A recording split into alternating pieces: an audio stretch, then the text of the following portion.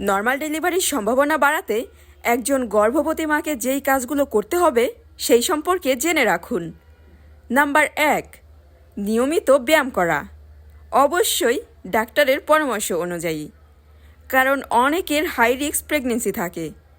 তাদের ক্ষেত্রে ডাক্তারের পরামর্শ অনুযায়ী ব্যায়াম করতে হবে।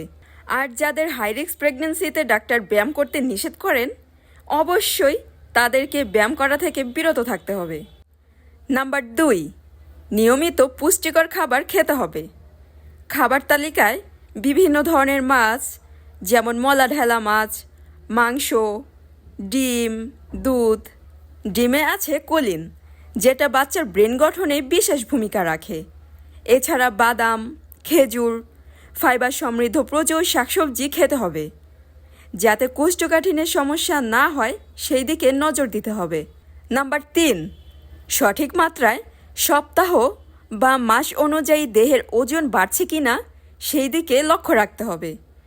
নাম্বার 4, নিয়মিত চেক আপ করতে হবে।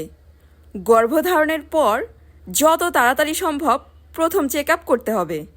ডেলিভারি ডেট অনুযায়ী ডাক্তারের সাথে যোগাযোগ করুন। অনেকে ডেলিভারি ডেট পার হয়ে গেলেও বাড়িতে বসে থাকে, এই কাজ কখনোই করবেন না। নাম্বার 5, গর্ভাবস্থায় মানসিক চাপ মুক্ত থাকতে হবে, কোনো ধরনের স্ট্রেস নেওয়া যাবে না।